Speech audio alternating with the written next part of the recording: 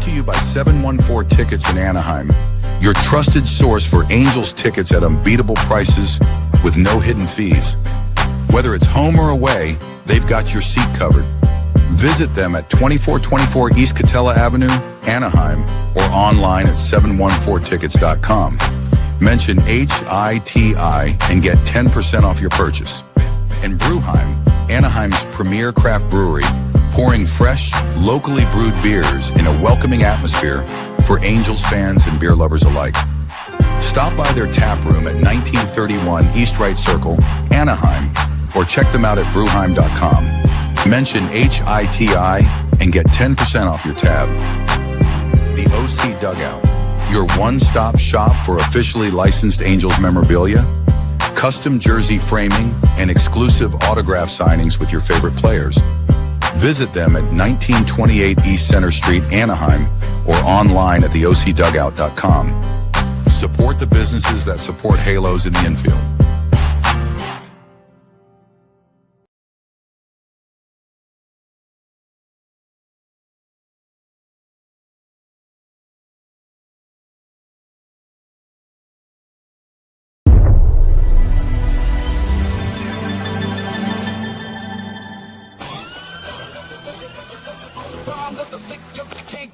Yo, we talking haulers, heaters, web gems too.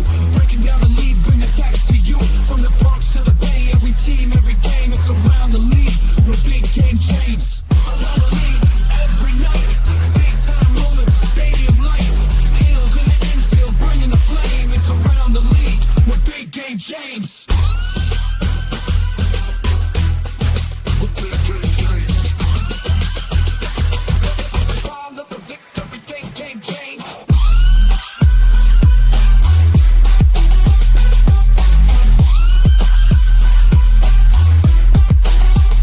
James.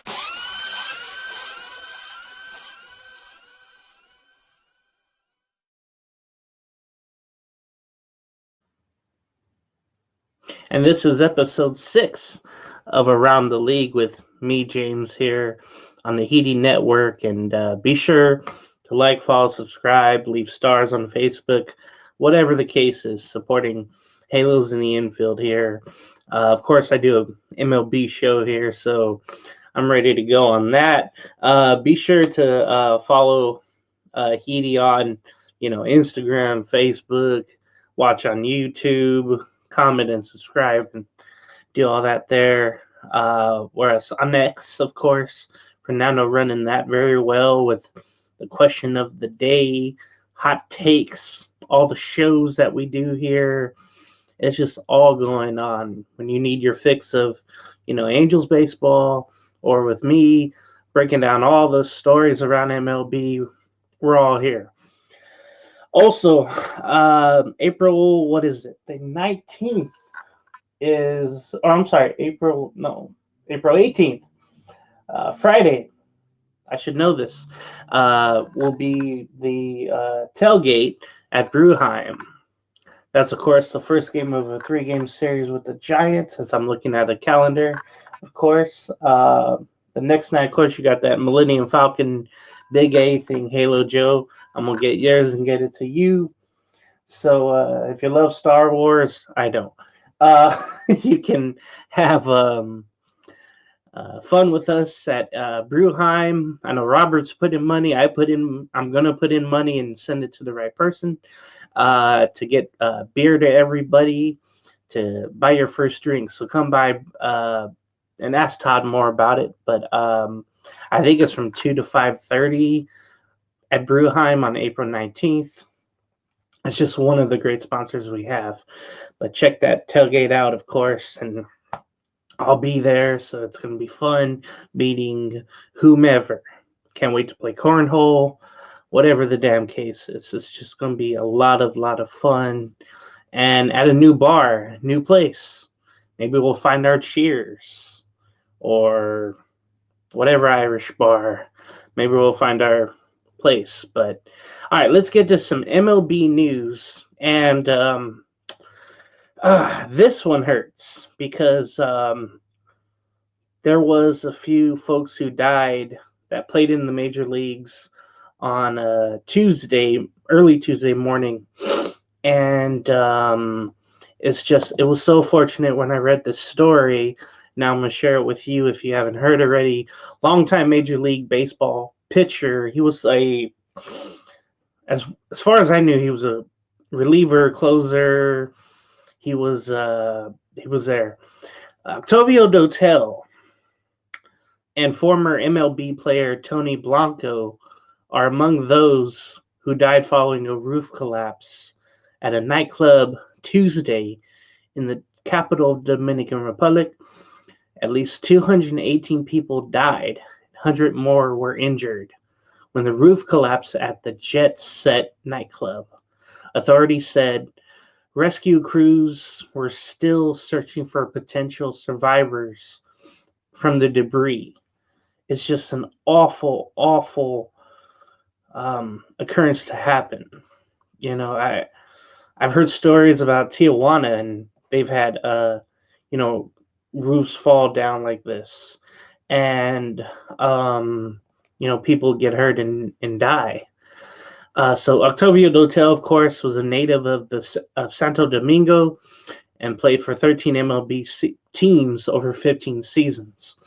From I think, what was that, 1996 to 2013, 97, 98. He signed with the New York Mets, then was traded to the Astros in 2000, where he stayed for 5 years with Houston, and that's where you really, really knew who he was. I think I knew him throughout his whole career, but he went on to play for the White Sox, the Pirates, the Cardinals, ended his career with Detroit. And also he won a World Series with St. Louis in 2011. He was a setup guy or relief pitcher with the Cardinals during that time. The Dominican Republic Professional Baseball League confirmed Dotel died after the roof collapse during a performance by merengue singer Ruby Perez around 1 a.m. on Tuesday. Perez also died in the collapse, his representative confirmed. So the merengue singer as well died. It was just heartbreaking reading about this, and there's more to it. Tony Blanco. Was his name Tony? I'm sorry. Yeah, Tony Blanco. He was 44 years old. Dotel was 51, so very, very young. Blanco was born in San Juan de la Maguana, Dominican Republic. He was a first and third baseman and outfielder. He played minor league baseball in the United States for 8 years. He made the MLB in 2005 with the Washington Nationals, their first year there. He last played in Japan for the Oryx Buffaloes, a Nippon professional baseball team, in 2016. So there was other heartbreaking news. Nelsie Cruz, the sister of seven-time All-Star Nelson Cruz, Boomstick, and the governor of Monte Cristi, a northern West Providence in the Dominican Republic, was also among those killed in the roof collapse, the Cruz family said in an Instagram post. So Nelson Cruz lost a sister in this tragedy. Pedro Martinez says he has family members that have yet to be found in the rubble. It's just a damn sad thing to happen. It's just really, really, really bad. So rest in peace to all, and all the folks that got injured, and thoughts and prayers, of course, to everyone out there affected by this tragedy in Dominican. I know a lot of people are really up in arms about it, of course, and structurally sounded like a place again, like in TJ, where it's like all wood, not up to fire codes in certain cities. Just awful, awful, awful, awful. So let's get past this. We have other news going on. Thursday, the Boston Red Sox signed Yasmani Grandal. He was to a minor league contract.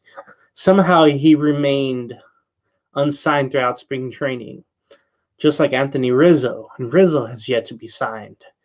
He reportedly turned down an offer from the Braves in February. He's a two-time All-Star. He had 9 home runs last year and 27 RBIs with the Pittsburgh Pirates last year. Now Boston needs a catcher because Connor Wong, grill joke, has a broken finger. So Grandal finding a home there. Also in the MLB, some interesting news. A fan won a Golden Cap Award, and basically a hand holding a cap. And this Padre fan out in the party deck caught a ball with the glove. I'm sorry, without a glove, but with the hat. And they sent an award to him. Just an amazing performance there by the fan. And I think he also give some. No, he didn't get any money, did he? That would be crazy. But just a great moment for that fan, just to be recognized. There's pictures of him with it. There's a picture, and then a Oriole pitcher in the bullpen in Minnesota caught a ball with his glove earlier this year with his hat. I just think that's very cool for them. There was a top 10 list of the most annoying MLB players, and this was according to 999 MLB fans, Crestline.com. And thanks to Doyle Media for having this out here. I don't know if you want to agree with this, but let's go from 10 to 1. Number 10, Anthony Rendon. Self-explanatory. You hear it all the time on the network. Tim Anderson, who they have as a White Sox, but obviously he's now an Angel. The things that he's done, right? He says he's Jackie Robinson. And he wants to fight everyone. He wants to argue with umpires. Let me say this. So far, so good with the Angels. I mean, not numbers-wise, but handling situations, being a team guy. He's been fine with the Angels so far with that. So Tim Anderson, number 9. Fernando Tatis Jr., number 8. I think it's the dancing, the gyrations, the PED usage, the ATV accidents, the way he trolls fans on the road. San Diego loves him, but LA, Chicago, everybody else hates him. Number 7 is Mike Trout. So there's 3 Angels on this list. I think why people think he's annoying is what he was supposed to do before the injuries. And he keeps getting injured. I think that's the reason why he's on this list. Now, we go like 5-6 years ago, he's not even on this list. But I think just because of injury, whatever. Number 6 is Alex Bregman. He's now a Red Sox. This must be a list from like last year or 2-3 years ago, but it was up here a day ago. But Alex Bregman, of course, denied any wrongdoing in the cheating scandal with the trash cans and the systems. With this cheating scandal that led to the Astros winning one World Series and then another without cheating. But in 2017, so Alex Bregman comes in as number 6. Number 5 is Carlos Correa, part of the cheating Astros. And he's in there because, he vehemently said he didn't do anything. And make sure you have facts. So I remember him and Cody Bellinger in 2020 spring training before everything got shut down. We're having a little verbal battle, with the media or with each other using the media. But Correa, I think just because of the Astros thing. Aaron Judge is number 4. Why is he the most annoying? Probably because he's not the hardest to strike out, but his baseballs go far. So maybe that's why. Because he's a Yankee too, I would say so. Imagine when he wins the championship ring. Number 3 is Manny Machado from the Padres. I could see that. I was just watching videos, I think, this week of, the things he did as an Oriole, like throwing a bat, getting into arguments, fighting with pitchers, getting hit by pitchers and fighting with, them. Little things at first base. I think he stepped on Jesus Aguilar's foot in the 2018 NLDS. And it seemed like all that kind of went away when he became a Padre, when he signed in free agency in 2019. He's had some arguments, little things like that. Said, I'm Manny effing Machado when, the confidence was down about the team. He kind of took it in stride and showed some love to himself, I guess, which is fine. Maybe he's trying to motivate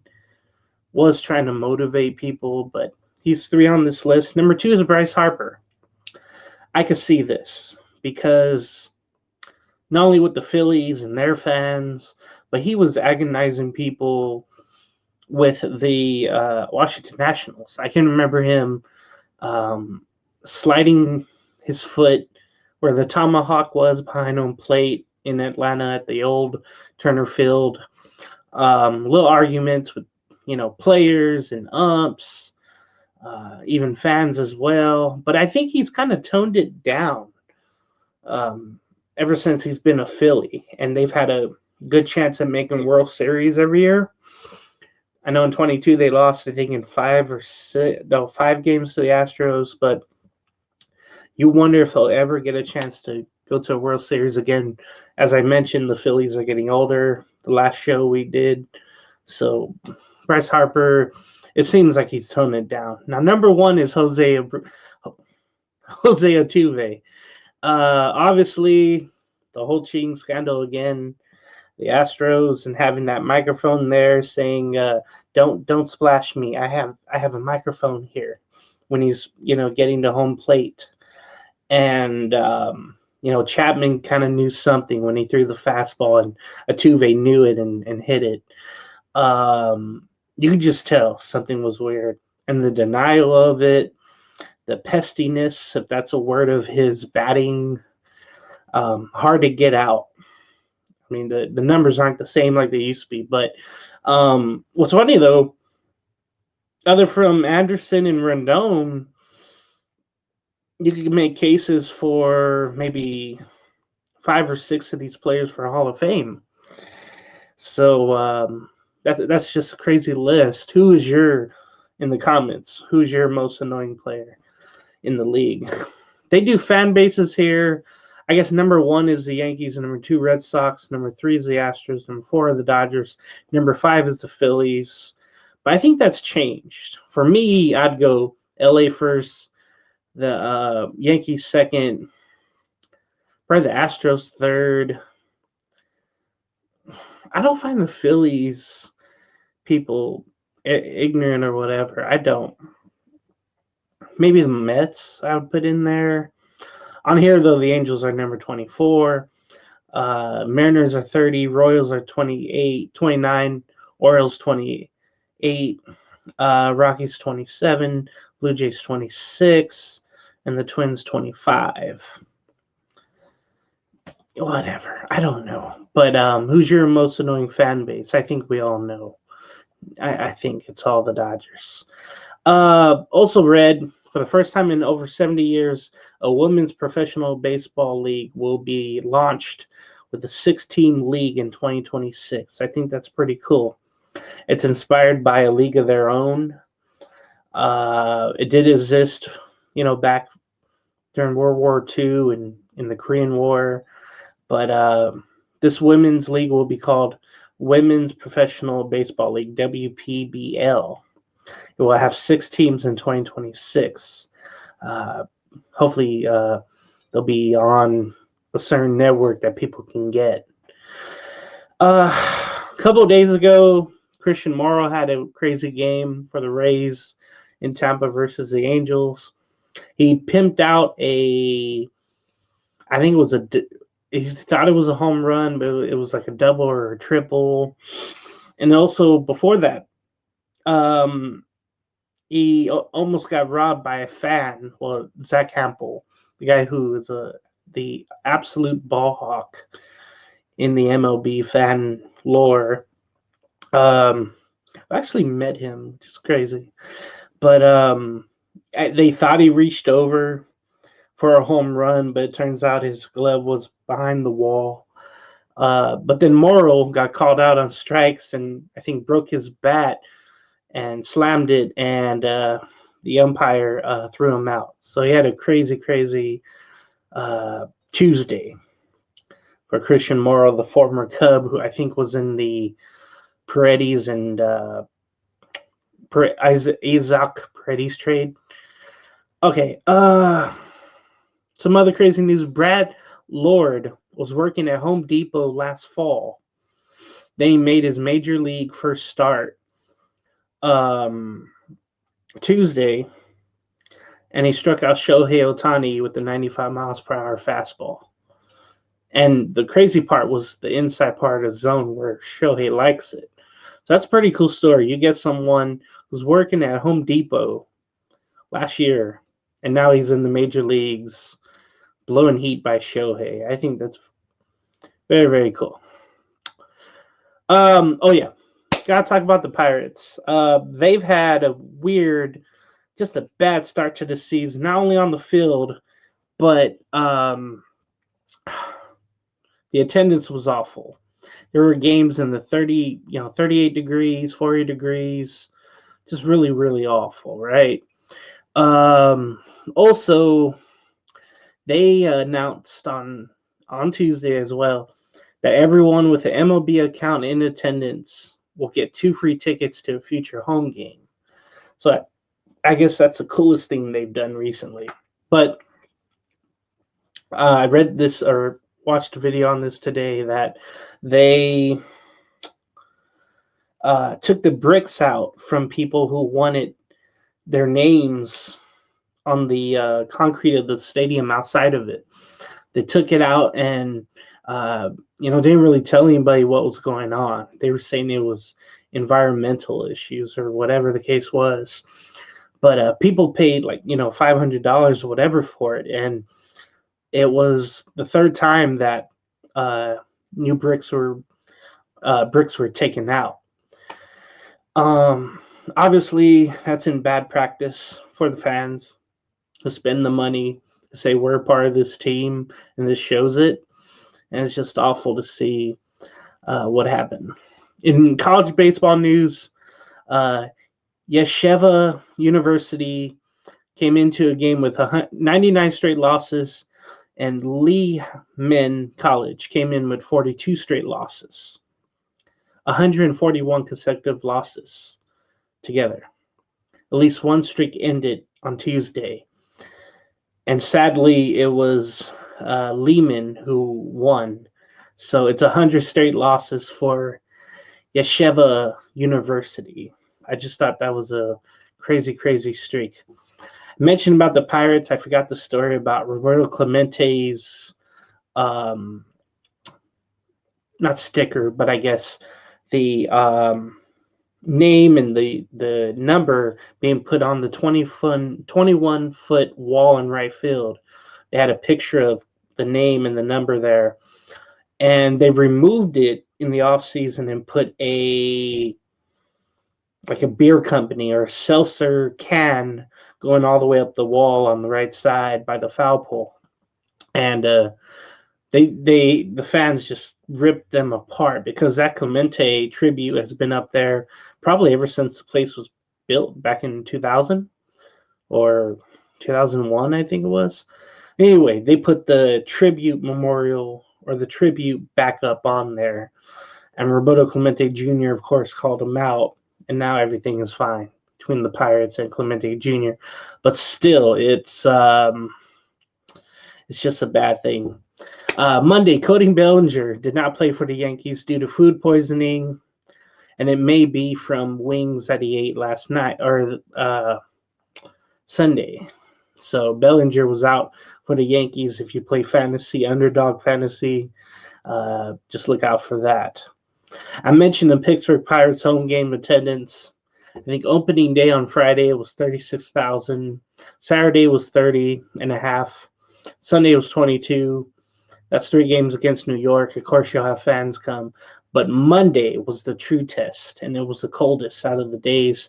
8,250 came. That's it. Speaking of the Yankees, it's been a tough week for Adam Avavino. He signed with the Yankees April 1st, released by the Yankees April 4th. Then he signed back with the Yankees April 7th, but was released on the next day, April 8th. He allowed a run in 3 appearances for the Yankees this season. But it's just crazy how he went back and forth like that. It was just crazy. That tea company, the adult beverage company, is called Surfside Iced Tea Vodka. And they decided to put that on the wall and get rid of the Clemente tribute. And people quickly just said, hey, we're going to get rid of that, or we're going to put that back on. There was also some somber news, but it just shows you, these players are human next time you think about it. Jarren Duran, he's an up-and-coming Red Sox, and he's been just brilliant ever since last season. He mentioned that he wanted to, I don't know if I can say it here, but he had an attempt on his own life. He didn't want to be here anymore, and there's a Netflix documentary about it. And they said here, as in with the Red Sox on Earth, and he said probably both. So I encourage people to go watch that. That would be something. A Japanese league banned fans from posting at social media at games, and it's the Nippon Pro Baseball League imposed new restriction on fans this year regarding posting in-stadium photo and video on social media. Would you imagine this happening in the NBA? I'm sorry, in the especially NBA, but in the MLB, that's just crazy to think. So, all right, so that's some of the crazy news. The A's, of course, have had an awful start to their home schedule in Sacramento. The media room is in a shed, and that's a lot of people, and it gets hot as hell, I bet, in there. The radio broadcast cut out on opening night against the Cubs. We had a drone delay, and of course the sell the team chants that has been rampant in Tampa and of course there in Sacramento. And the Cubs won 18-3 at one point in Sacramento. Also, we talked about the torpedo bats. So 4 Phillies ordered some bats: Harper, Baum, Stott, and Brandon Marsh, former Angel. Freddie Freeman was out earlier last week with a injury, but I think he'll be back. He slipped in the shower. That's what it was. He slipped in the shower. So look out, fantasy again to see if something will happen with him again. So that's just some of the stories, at least on social media. Now let's get to some news here for the MLB. Some player extensions. This stems from last week and, of course, this week. But the big one was this week with Vladimir Guerrero Jr. getting a 14-year, $500 million extension with the Blue Jays. It was almost like a Myles Garrett situation. If you follow the NFL, what happened with him and the Cleveland Browns. Didn't want to be there, wanted to trade, or thought a trade was going to happen, and then they get a deal done out of nowhere. And the team didn't even sound like they tried and didn't want him, and all of a sudden he's there. It's crazy. And Vlad Jr. says he's very happy. Well, duh. I would be happy too. But the extension starts in 2026 and goes all the way to 2039. I can't even think about 2030, let alone 2039. But this includes a record $325 million signing bonus in the deal that protects the money from a possible work stoppage. So the money is guaranteed no matter what. But the work stoppage, we've talked about 26, 27. And then also the bonus, and this is the coolest thing, the bonus is not taxed in Canada. Remember, they have, I think, a 14% tax on everything there. Tariff talk, whatever. But the deal was made and paid in Florida where there's no taxes. See? Just a very, very smart deal. Now, it might change the way deals are done in certain states with high tax rates. It might be in the future, Kyle Tucker, he's a up-and-coming free agent. They might do the deal in Florida. If they want him to go play in a New York city or California city, those taxes, of course, we all know are high as hell. But you could do a deal in a certain way. People are thinking of new ways to, get around the system. Shohei Ohtani's contract with all the deferrals not being taxed on that. Now California is trying to change a law on that. The Guerrero contract, though, no deferred money or opt-outs. And he has a full no-trade clause in his deal. So keep that in mind. Also, how the deal went. For 26-27, it's 17 mil, 16 mil and 28, 15 mil and 29, 14.5 from 2030 to 2032, 12.5 in 2033 and 2034, 11.5 in 2026, 7 mil in 2037, and 2038, 29 or 2039, 6.25 mil. So it's getting him on the cheap side, considering what Soto and Ohtani got. So I'm interested to see what Kyle Tucker will get. Also, award bonuses and 4 premium suite seats and 1 suite given to him at Rogers Center. By the way, there will be a press conference on Monday announcing the contract and all that at the Rogers Center on Monday. So Vlad Jr. getting paid and all the little, constraints about it. It's just pretty cool stuff. But also it shows you why there might be a work stoppage. Okay. Also, another extensions that went on San Diego, the Padres. 21-year-old Jackson Murrow got a 9-year, $135 million extension. It runs through 2034 with a club option in 2035.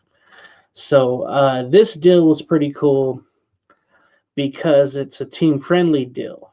But the thing is, the MLB Players Association reportedly told Merrill not to sign such a team-friendly deal.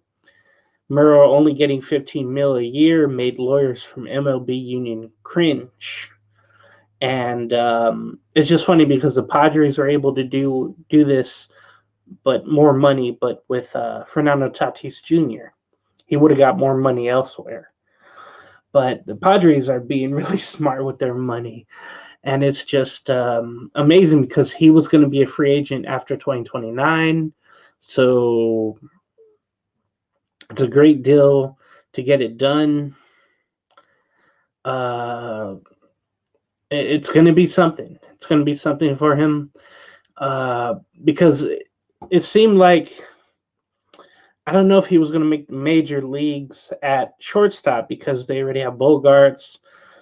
They had a plethora of infielders. But making the shift like he did in spring training last year from a shortstop to center field, and he's been nothing but brilliant. He won the Gold Glove there.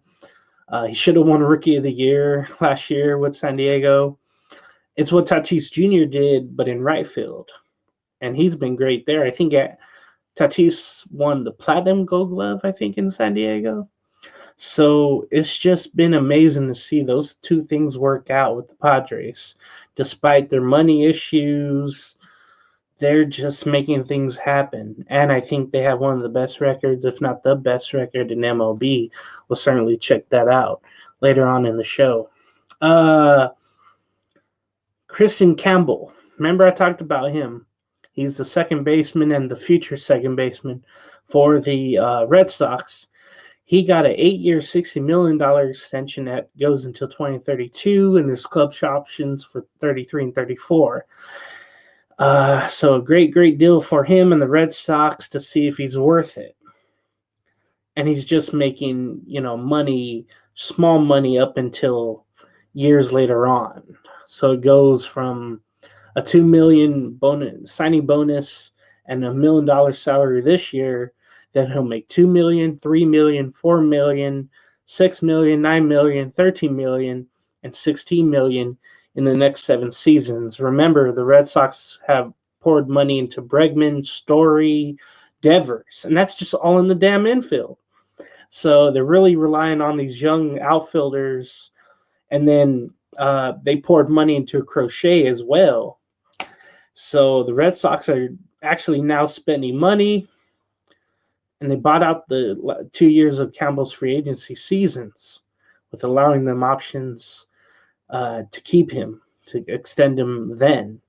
So it's just an awesome deal for the Red Sox, and I just believe he's going to be an all-star one day for Boston. And they have more help coming, too. They have 2 other players, position players, that we'll look out for in the future. Ketel Marte, he's an infielder with Arizona. He got a 7-year, $116 million extension. I remember when they were going to trade him, but the team started to do better in 2023. So party with Marte will still be there. It's new money, $64 million in new money. He was already under contract for 3 years, but now he's signed through 2031. He got opted out of the deal in 2030. But there will be $11.5 million. I don't know if anybody will pay him at that time and at that price. But there's also $33 million in incentives and performance bonuses. So we'll see if that happens. So this year he'll make $14 million. 5 of it is deferred. $15 million in 26, $12 million in 27, 20 and 28, 22 between 29 and 30. So the incentives go to him as well, but he's got to finish, top 3 in the MVP, which might be a stretch for him, but I think that would be cool if he ever got there. These incentives, if you ever get to read about that for certain players, you wonder why, everybody swings for the fence or tries for a strikeout, especially at the end of the year, when pitchers are trying to get a strikeout, and that would give them an extra, what was it, 20K, 30K, 50K, whatever the case is, right? There's little incentives there, especially at the end of the year. And you'll have players miss foul balls because of that on purpose. Umpires, let's get to them real quick. So during the first week of the season, they had a struggle. And there were players tapping on their helmets on purpose, trying to piss off the umpires. And one even said, hey, if you do that again, I think he warned the Cardinals of it. Said, hey, if you do that again, I'm going to throw you out. Oh, boy. The robots are coming. But 22 missed calls in Wednesday's Angels-Cardinals game last week. And what I heard the game because I was at work. But, there seemed to be a lot of calls missed. And I know we're so much closer to that system, the ABS system. If there's a season next year, that's just another thing that they have to get right. And it just shows you with a week like they had, it was bad. Umpires missed over 1,100 calls and blew 44 strikeouts in this first week of the season. Just think about that, all the strikeouts they could have had. So speaking of last week's Sunday, or I guess this week, there were 5 walk-offs, and it was cool. I saw, I think, all of them. I want to say the Rockies had one, the Pirates had one. I can't remember the 3, but teams were having fun early, and those sound like teams that don't win often. But it's good to see at least they're having a little fun. Speaking of the Rays, we were just talking about them. The Rays' schedule is loaded with a lot of early home games because of the weather there. There's always thunderstorms. There was thunderheads out here in San Diego, but those come in, right? And it's going to ruin the summer for, the games there. That's why there was a roof in, Tropicana Dome for so long. I wonder what the over and under on one number of rainouts the Rays will have at home this season. It's going to be something to look not forward to, but you realize Mother Nature is nothing to play with. Of course, you saw that with the roof coming off. Also, some news about the Rays real quick. If I can get it off my head right. Pause. The Rays and St. Pete, of course, just aren't having a good time with each other. But they're trying to get a roof back on for the Tropicana Dome, but time is ticking for next year. And the visit at Legends Field, Steinbrenner Field, is only for one season. They would be, in a sense, homeless if they can't get a roof on the dome. So they would have to go to Orlando or who knows where, Miami, whatever the case is. But it's going to be an ongoing situation there, full of just back and forth banter with the time running out. So, yeah, the Rays, if you're, in Florida, you love the Rays, you go to all the games. You might lose them. You never know. You might lose them. All right, injuries. Every week there's injuries, and they seem awful when you hear about it. But for Texas, starting pitcher Jack Leiter had a blister and missed a start. Texas has a lot of young pitchers in their rotation. I know, what's his name? Rocker had a bad start to his season so far. Outfielder Wyatt Langford, who I think was going to get a extension of his own, had left calf tightness. He's day to day, so that's something to look out for. He was my pick for AL Rookie of the Year last year. I think, Luis Hill won that, and he's also injured with New York. Seattle, a young infielder named Ryan Bliss will miss. That was cool. 4 to 5 months with bicep surgery. He was originally put on the 10-day IL list on Wednesday after a swing, and he felt something. But on Tuesday, an MRI revealed a bad tear and the need for fixing. It seems possible he'll miss the rest of the season or try to come back really late in the season. But it's a big loss for them. Also for Seattle, Victor Robles, a outfielder who was with Washington previously, sustained a shoulder fracture on Sunday, making a great catch in right field down in the corner at Oracle Park in San Francisco. This was on Sunday afternoon. He reached over. He got, and it's just like odd to mention, and there's a net there too and a short wall. So he goes in and catches it, and I don't know. I think I don't know, but it just fractured basically. It was just a weird bent. It wasn't so much, it was just like boom, like that, and he couldn't get up. He threw the ball from his knees, and this was in extra innings too. So he quickly had to get the ball in. That ghost runner went from second to third, and then the Giants ended up walking off. That was the other walk-off I was trying to think of, the Giants, but on Sunday. So Victor Robles, with that, he made a great catch, but he ran into the wall with the shoulder. He'll miss 3 months avoiding surgery for now. You have to wonder, if the Mariners will go into the trade market for offense after doing next to nothing in the offseason for offense. Remember I talked about that with Justin Turner calling them out? I feel like they won't do anything. They're just going to try to find people from the minors to come up and play. But you lost an infielder, you lost an outfielder. What the hell are you going to do? Donovan Solano can only play one place. They're lucky they traded for, a Rosarena last year, or else they would really be bad offensively. And they played in the worst park, hitting-wise, in the majors in Seattle. That's with the roof open or closed. Blake Snell, speaking from Seattle, has no structural damage in his left shoulder after MRI on Tuesday. Snell was placed on the 15-day IL on April 6th due to inflammation in the shoulder. The Dodger pitcher has started the season off bad as usual, with 8 walks, 9 innings of work, despite an ERA of only 2 in those 2 starts.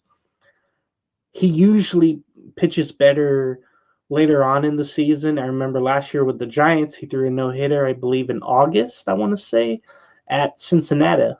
So he'll get better later, but if he continues to have shoulder issues, they do have resources and other pitchers they could bring up, but they paid him a whole lot to be there. So look out for that.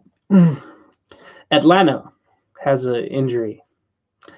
Ronaldo Lopez, the former Angel, will miss 12 weeks after having arthroscopic surgery on his right shoulder on Tuesday. It was described by manager Brian Snitker as a cleanup procedure. Need to get in there and clean it out. Lopez will be gone until July, and the Braves made a trade getting Rafael Montero from the Astros. He did on Thursday night pitch a scoreless 10th inning versus Philadelphia on a rainy night in Georgia. And by the way, the Braves won, I think, in 11 innings. It took a valiant effort. Osuna from the Braves hit a walk-off 2-run home run, and the Braves went on to win 4-2 to end that series with Philadelphia. I think there was a 3-hour rain delay, I want to say. And also, we talked about Jackson Merrill earlier. The reason I'm not going to the Padre game tomorrow or the Friday night, they announced on Tuesday that center fielder will be placed on the 10-day IL with a right hamstring strain. It's just not the same without him.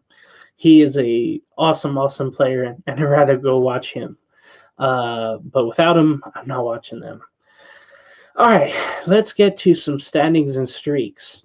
There were some awful streaks going on in the MLB. There were some good ones too, but I believe the White Sox lost 8 in a row at a certain point. But it's been unfortunate to see that happen. I guess we'll start in the AL West with the standings. As of Thursday night, end of Thursday night, Texas is 9-4. Second place is the Angels at 8-4. Houston is 5-7 in third place, and then the Athletics and Seattle are tied for fourth or last, and they're 5-8. All right. In the AL East, the Yankees are 7-5, Toronto 8-6, Boston 7-7, Tampa Bay 5-7, and in last place, the Orioles at 5-8. It's not looking good for the Oriole pick for the East. We'll see if that's the case. Orioles have lost 2 in a row, by the way. In the AL Central, Detroit leads it so far. They're 7-5. Kansas City 7-6. Cleveland is 6-6, and they've won 3 in a row. So they've come alive as of late after playing the Angels. Weird. The Twins are 4-9, and the White Sox, as I mentioned, are 2-10. And yes, they've lost 8 in a row, and it's no fun again to be a White Sox fan. They'll play the Red Sox, host the Red Sox this weekend. So just think about that. National League, in the NL East, the Mets lead over the Phillies just by percentage points, or not percentage points, but probably record-wise. They're both 8-4. Miami 6-6. It's not bad. Washington 5-7, and Atlanta is 3-9. They've had injuries. They've had a hard time at it so far. Atlanta was on a losing streak. Remember, I think they were the only ones that didn't win a game. I think they were 0-7 forever until they won. They had to get out of California to win a game. NL Central, the Cubs lead it. They're 9-6. Second place in Milwaukee at 7-6. Seattle's 5-7. Cincinnati's in fourth place at 5-8, and Pittsburgh has the same record as Cincinnati. Let's see. The Padres are 10-3, starting off very, very well. San Francisco's 9-3. The Dodgers are 10-4. The Snakes, Arizona, are 7-6, and the Rockies are 3-9. I'm so sick of the damn Rockies. I wish they would just go away. Arizona has won 2 in a row, by the way. Whatever. All right, so that's been Around the League show again. Check out the tailgate at Brewheim on August 18th, August 18th. I'll be there, and some of the HITI folks will be there. It's going to be a lot of fun, meeting people, drinking beer, everything like that. I think the first drinks are on the Haas, so come on through. It's going to be a fun thing, and we're going to go to, I haven't bought my tickets yet, but if I did, you go to 714 Tickets, buy the tickets there. If I need memorabilia, OC Dugout. And then, of course, if I did, I'd go to Underdog Sportsbook to make some things happen. Right?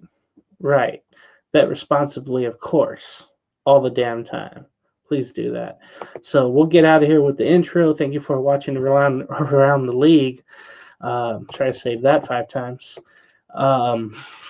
See you next time. Be sure to like, follow, subscribe to all the social media at Halos in the Infield, and keep watching here on YouTube. Leave comments on the topics I brought you. I brought a lot, so hopefully you've made it this far. Take care, folks, and can't believe I'm saying this. Go Halos. I'm Ron Burgundy.